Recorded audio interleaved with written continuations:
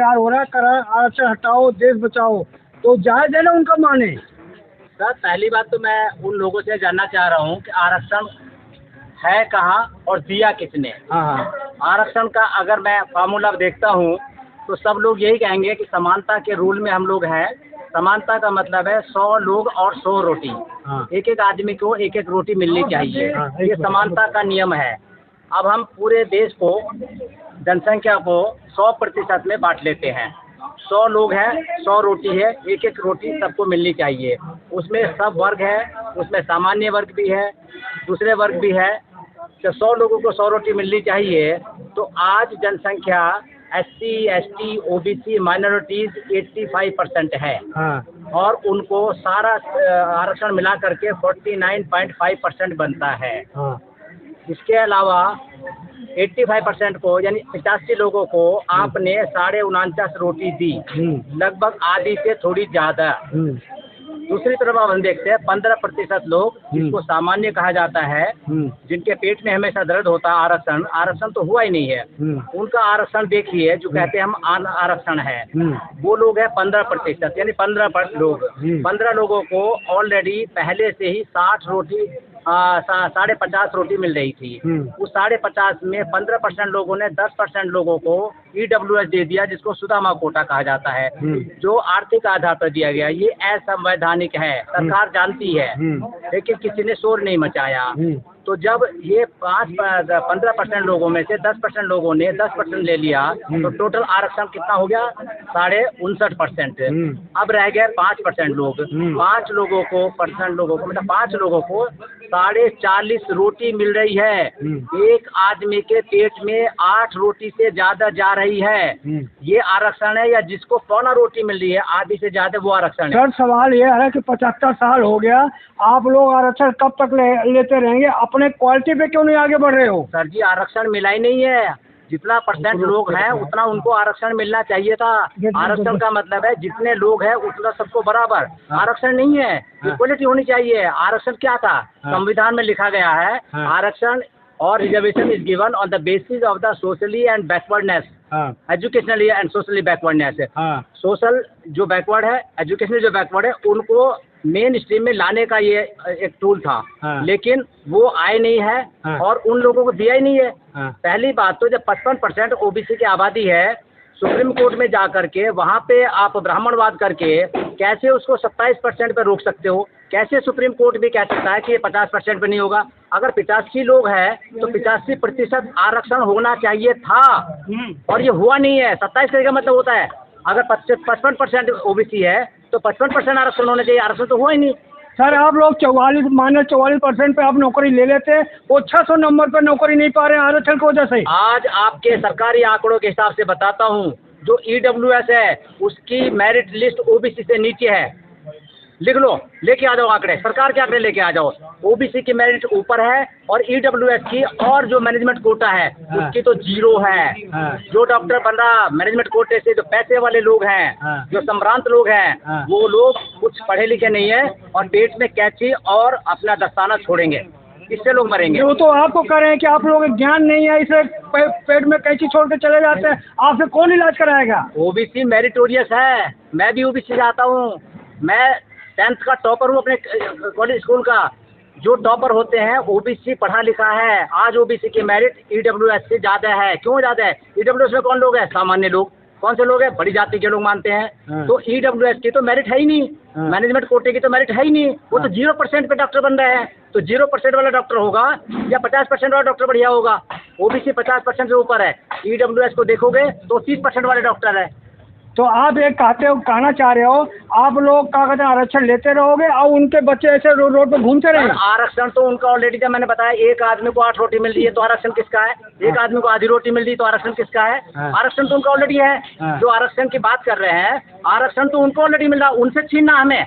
अरे उनके पास योग्यता है, योग्यता के आधार पर ले रहे हैं जो नौकरी कर रहे हैं। नहीं है, अगर योग्यता होती तो मैनेजमेंट कोटे को मत भरो, उसको सरकार को जाने दो, उस कोटे को सरकार को आने दो।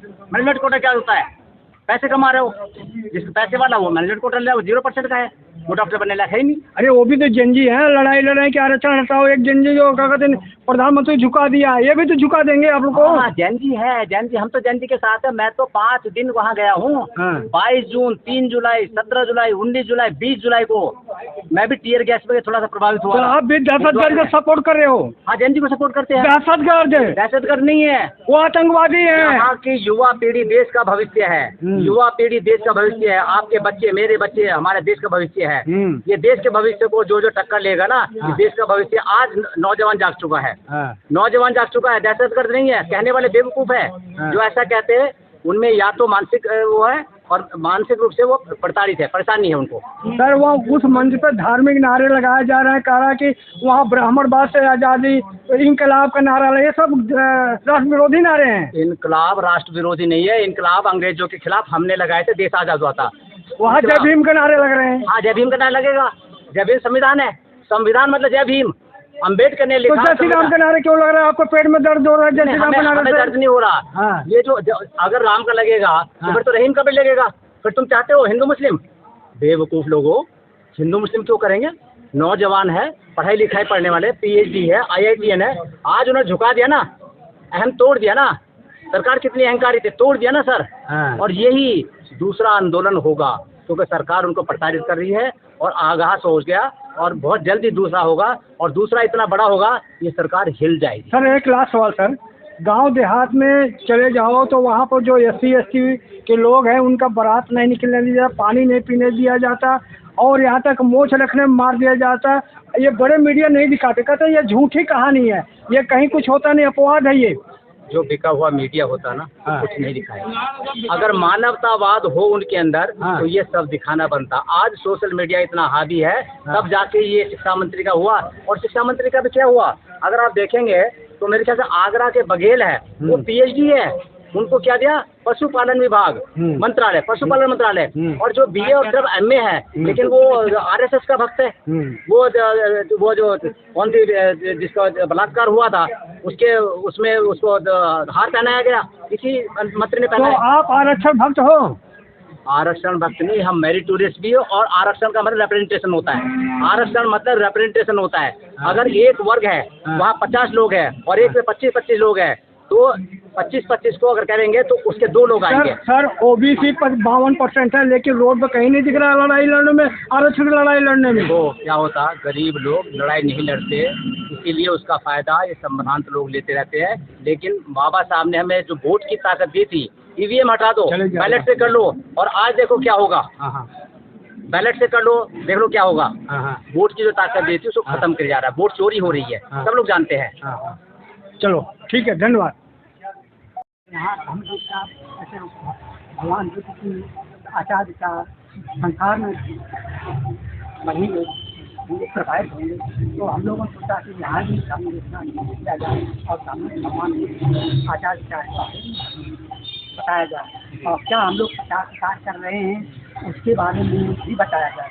तो जैसे भगवान बुद्ध के तीर्थ स्थल है, बहुत सारे तीर्थ स्थल है। अरे सर, आप बोलते रहो। तीर्थ स्थल है ढेर सारे, बड़े अच्छे हैं, वहाँ अच्छे विचार मिलते हैं और उससे मानवता की कल्याण होता है। तो हम लोग भी यहाँ स्थलों के बारे में बताइए, स्थलों के नाम बताइए। स्थलों के लुम्बिनी है, सारनाथ है। सारनाथ को अभी बढ़ है कि बौद्ध गया को पहले मिल चुका है, तो ये बहुत बड़ी अचीवमेंट है या देश की, बहुत अचीवमेंट है। और वर्ग में संस्कृति जो अपने देश की जाएगी, उसे प्रचार प्रसार होगा तो देश का नाम होगा, तो बहुत अच्छा है। और हमने भी ये बौद्ध धर्म की प्रधानता लिखा है। ये बौद्ध धर्म की प्रधानता क्या है आज के परिवेश में, बौद्ध के लिए है बताता हूँ आपको। और ये प्रधानता आज परिवेश में ये दूसरा है, भगवान बुद्ध धर्म की प्रधानता आज के परिवेश भाषा में हम लोगों ने साबित किया है, और उसको मैं किसी भी प्रकार का किसी लोगों में आचार्य बने। और ये संत गाड़े के बारे में हम लोग प्रचार प्रसार करते रहते हैं, क्योंकि बाबा साहब के बड़े कर्नल थे, तो उन्होंने भी ढेर सारे स्कूल बनवाए। कैसे बनवाए? By the people for the people. Before 1947 के पहले शिक्षा बहुत कम थी, तो शिक्षा का प्रसार करने के लिए उन्होंने बहुत अच्छा काम किया। उन्होंने कितने स्कूल बनाए, 21 स्कूल बनाए, 18 धर्मशाला बनवाए, 4 अंगनवाड़ी आश्रम बनवाए, 2 नदी घाट बनवाए, 2 गौशाला बनवाए। कैसे बनाए? By the people for the people. जैसे स्कूल बनवाए, स्कूल 4-5 गाँव महाराष्ट्र में घूमते थे, तो देखा स्कूल नहीं तो आवश्यकता हुई, तो आवश्यकता जनरेट करते थे। अब ये पूछते थे स्कूल होना चाहिए, लोग कहते होना तो चाहिए, शिक्षा जरूरी है। तो उससे उनके आचार विचार करनी, पढ़ाई लिखाई होगी, तो शिक्षा ही उनका दूध है। कैसे व्यवस्था करते थे? हाँ, तो वो लोगों से कहते थे फिर जो स्कूल खोलना है तो सहयोग करो। तो लोग हरे से सहयोग लेते थे, डोनेशन देते थे, सहयोग लेते थे, और उनके ऊपर धन की वर्षा होती थी। क्यों होती थी? क्योंकि वो धन का अपने ऊपर एक पैसा नहीं खर्च करते थे और लेबर से बढ़ के ज़्यादा काम करते थे। दूसरे को भी पैसा गल नहीं करने देते थे, तो उससे उनकी क्रेडिट बन गई, उनकी धन की वर्षा होती थी। स्कूल बन गया तो स्कूल में वो लिखवा देते थे कि इस स्कूल में संत गाडगे या उनके परिवार का कोई अधिकार नहीं होगा। बहुत बड़ी बात है। आज हम एक स्कूल नहीं बनवा पाते हैं। क्यों नहीं बनवा पाते हैं? क्योंकि हम नाम चाहते, काम नहीं चाहते। काम नहीं, कोई नहीं करना चाहता है, नहीं लोगों के पास में ना टाइम है, और परंतु हम चौधराहट जरूर चाहते हैं। इसलिए वहाँ हम एक हमारे समाज में एक स्कूल नहीं है, एक धर्मशाला नहीं, या ये छात्रावास भी नहीं है। हम कुछ नहीं कर पा रहे हैं, मतलब पढ़ लिख गए हैं परंतु अपने में मस्त हैं। तो ये तो बहुत गलत बात है। तो ये इसी हम लोग यहाँ संत गाडगे के आचार्य तो समाज के लिए तो उत्तर प्रदेश में तो काम हुआ था ना? हाँ, हुआ था, पर बहुत कम हुआ है। जब छोटे लेवल बहुत जरूरी है, और हम बहुत जरूरी है। तो ये हम लोग क्या बता सकते हैं, और ये बाबा साहब की भी